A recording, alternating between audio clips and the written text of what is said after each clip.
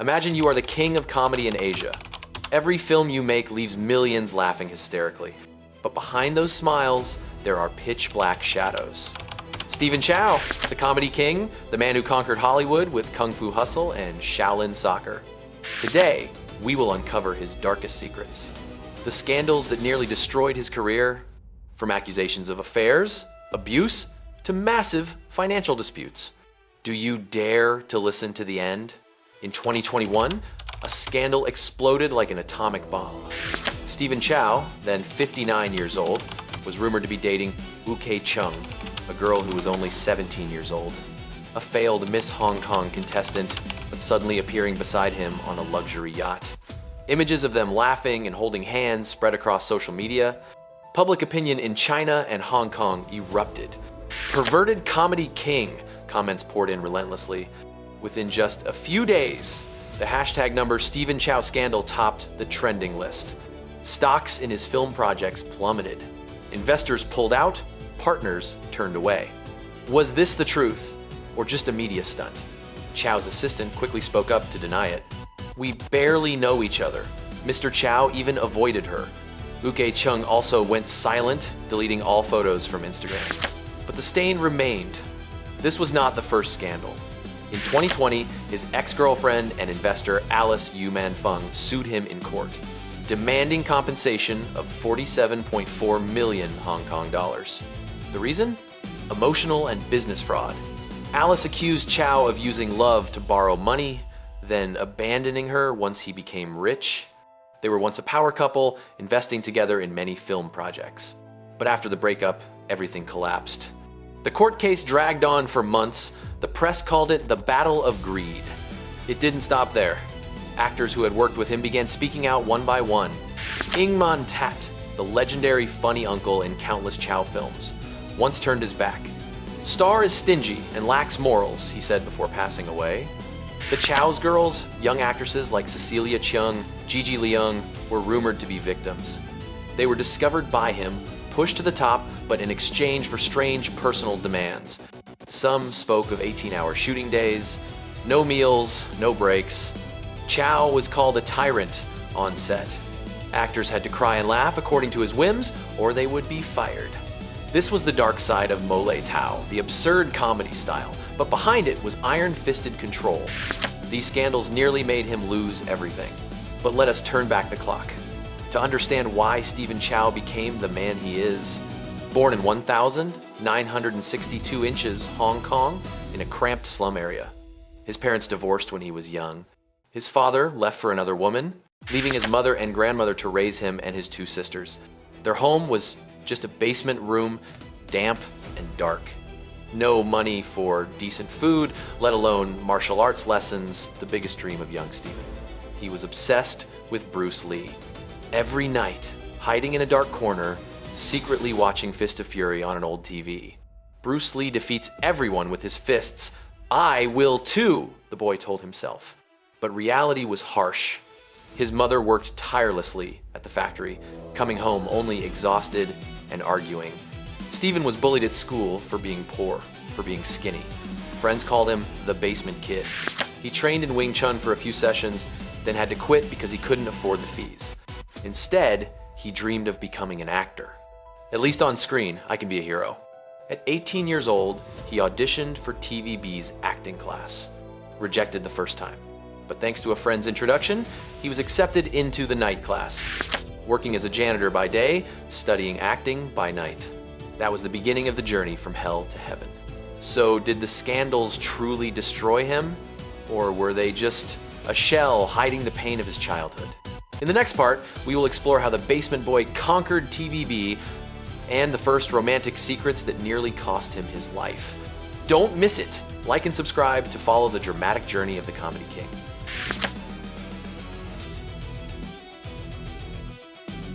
The next part will take us into the years when Stephen Chow began to shine at TVB. But before the spotlight, there were the first romantic dramas that nearly cost him his life. In 1982, Stephen Chow officially joined TVB as a supporting actor.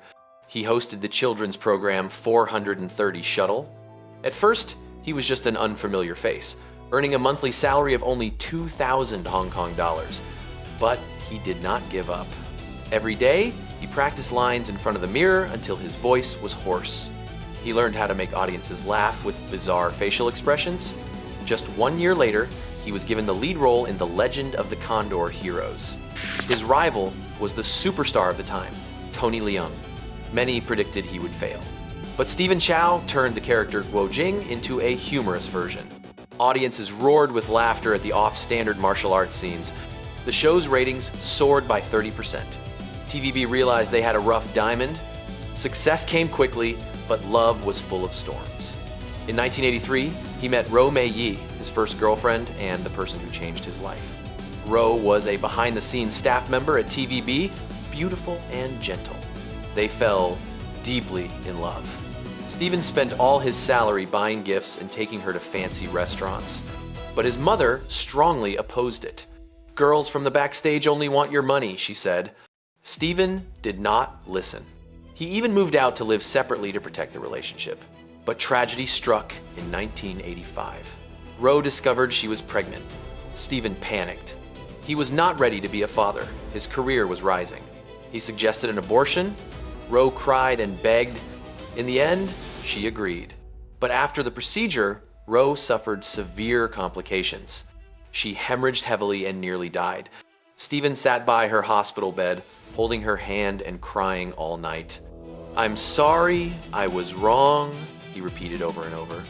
Ro recovered, but the relationship cracked. They broke up in tears. Stephen fell into depression. He drank heavily and skipped filming for many days. TVB nearly fired him. But that very pain turned him into a better actor. He poured all his emotions into his roles. In 1988, he starred in All's Well, Ends Well. The first film he wrote himself, it broke box office records in Hong Kong. He was dubbed the new king of comedy, but behind the stage lights, he was lonely. He began dating many young women. Karen Mok, Athena Chu, Christy Chung, the most beautiful names in showbiz. Each relationship lasted no more than a year. The press called him a playboy. But few knew he feared commitment. He was afraid of repeating the mistake with Ro Mei-yi. He once confided in a close friend, "I don't deserve a family." In 1990, he met his second fateful woman, Yu Man-fung. Not an actress, but a wealthy businesswoman. Yu invested in his films. They collaborated on Fight Back to School. The movie earned 43 million Hong Kong dollars, a huge figure at the time. Love blossomed from script meetings. Yu was strong and smart, helping him manage finances. They bought a house together and started their own company. But Yu's ambitions grew larger. She wanted him to quit acting and focus on directing. Stephen refused. "Movies are my flesh and blood," he said. Conflicts built up. Yu began controlling everything. She kept all the royalties and gave him only pocket money. Stephen felt imprisoned. In 1995, he discovered Yu was cheating with a business partner. He collapsed. He got drunk and drove into the night. He was luckily saved by the police in time. After the incident, he cut all ties with Yu, but Yu did not let go. She kept 30% of the company's shares. This started years of prolonged lawsuits. From a poor supporting actor, Stephen Chow had climbed to the top. But every step was paid for with tears and blood. In the next part, we will explore how he created Mo Lei Tao and the darkest secrets on set that made countless actors run away. Don't take your eyes off the screen!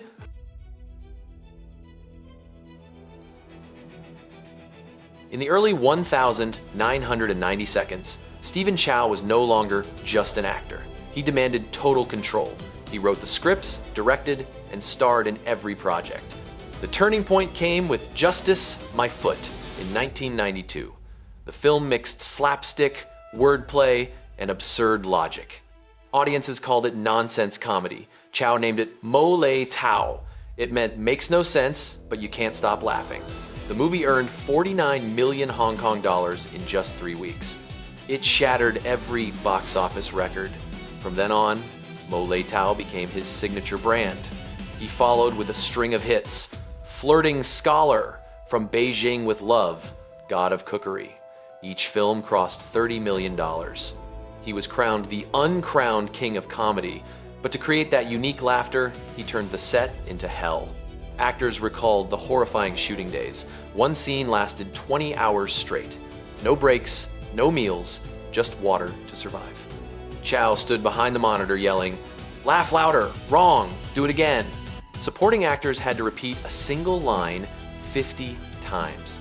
If anyone complained of fatigue, he said coldly, "Want fame? Endure it."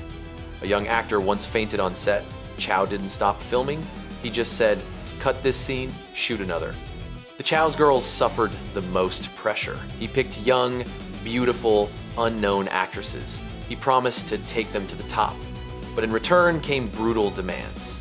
Cecilia Cheung in King of Comedy had to cry 30 times in one scene. Her eyes swollen, she still had to smile brightly. Karen Mok in Shaolin Soccer hung on cables for 12 hours.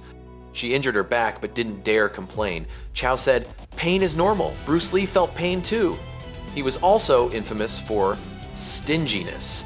Lead actors received only 10% of the pay compared to other films. Most of the money went into his pocket. Ing Man Tat, his closest co-star, once exploded in argument. "Star, you treat me like a slave." Ing Man Tat walked off the set mid-production. He died years later without reconciliation. Many other actors left too. They called Chow the comedy tyrant. But he didn't care. He said, "If the film is good, the audience forgives everything," and the audience truly forgave. Every premiere packed theaters to the brim. Mo Lei Tao spread to mainland China. Kids mimicked his nonsense lines. He earned hundreds of millions, but the price was his health. In 1998, he suffered severe gastritis. Doctors warned, "Stop or you'll die." He kept filming anyway. In 2001, Stephen Chow took a leap like no other. He poured all his money and time into Shaolin Soccer. He sold his house, borrowed from banks, even mortgaged his company. The budget hit $10 million, a massive figure for Hong Kong films. He designed the effects himself and shot the action scenes himself. No stunt doubles, he jumped from the 3rd floor in person. Bones broken, blood flowing, but he still smiled. This scene has to be real. The film premiered, and all of Asia went crazy. Domestic earnings topped $60 million. International awards poured in like rain. Hollywood took notice. Columbia Pictures bought the rights and released it worldwide. Shaolin Soccer became the first Hong Kong film to enter the US top 10. He was invited as a VIP guest to the Oscars. The press called him the Bruce Lee of comedy. But the greatest success nearly killed him. In 2004, he made Kung Fu Hustle. The budget doubled $20 million. He collaborated with a lineup of stars, Yuen Wah, Liang, Su Lung, even invited Bill Murray. He built an entire fake Shanghai neighborhood in the desert. Each day cost $100,000 just to run the cameras. The pressure crushed him. He stayed awake for 72 hours straight. Doctors found he had gastric bleeding. Blood poured out, but he directed from his hospital bed. "The film isn't done. I can't die yet." Kung Fu Hustle premiered and dominated global box offices. It earned $102 million, the record for Chinese language films. He was nominated for a Golden Globe. Hollywood invited him to direct American movies, but he refused. "I only make films for Asian audiences." Success exposed dark secrets. Many former actors spoke out. They told of life-threatening shooting scenes. One extra broke his neck in a fight scene. Chow paid only $500 in compensation. One fight choreographer was fired for daring to argue. He yelled in his face, "This is my film, I do what I want." Money also caused rifts. He kept 80% of the profits. Investors got only scraps. One partner sued him for contract fraud. The lawsuit dragged on for 3 years. He nearly went bankrupt, owing banks tens of millions. He had to sell company shares to pay the debt, but he didn't stop. In 2008, he made CJ7, the first film starring his son. He wanted a lighter children's movie, but audiences rejected it. Earnings were only $50 million, the biggest failure of his career. The press mocked. The comedy king is finished. He fell into deep depression. He vanished from showbiz for 4 years. No new films, no interviews. Rumors said he had cancer. But in reality, he was preparing his greatest comeback. In 2016, he returned with The Mermaid. He poured his remaining $60 million into the project. No big stars, only new faces. He wrote the script himself and designed sea creatures with CGI. He filmed underwater for months. His lungs were damaged by pressure, but he directed every frame. The film premiered during Lunar New Year, and all of China shook. First day earnings topped $40 million. The first week hit $300 million. In the end, it reached $550 million worldwide. It became the highest grossing Chinese language film in history. He broke the record he himself had set. Hollywood called again with a $100 million contract. He still refused. Success dragged out the biggest secret of his life. In 2017, a two-year-old woman named Chan Tse-ching sued him in court. She claimed to be his illegitimate daughter. Her mother, a former company employee, told the story of 1,993. They had one night together, then he walked away. Chan demanded inheritance rights to $200 million. Hong Kong media exploded. The hashtag number Stephen Chow secret child trended worldwide. He stayed silent for 6 months. Then he suddenly held a press conference. He admitted, "Yes, she is my daughter." He released DNA results. He set up a $100 million trust fund for Chan, but he refused to meet her. "I'm not a good father. I can only make up for it with money," he cried in front of the cameras the first time in his life. That same year, he announced his final project, King of Comedy 2. He wanted to remake the fateful 1999 film. He invited Ing Man Tat back, even though the man had died in 2021. He used deepfake technology to recreate his image. Audiences laughed and cried at the trailer. In 2023, he officially retired. He sold his entire company for $1.2 billion. He bought a small island in the Philippines. He lives in seclusion, no phone, no internet. Occasionally, he sends handwritten letters to his old actors. Mo Lei Tao isn't dead. It lives in your laughter. From the basement boy to the billionaire king. From nights nearly dying for love to days nearly bankrupt for film, Stephen Chow lived a life like no other. He left a legacy. Over 60 films, billions in revenue, and millions of smiles. But he also left unhealed scars for himself and for everyone who walked beside him. The Comedy King's journey ends here, but the sound of Mo Lei Tao will echo forever. Thank you for joining us. If you loved it, like, share, and subscribe. See you in the next drama.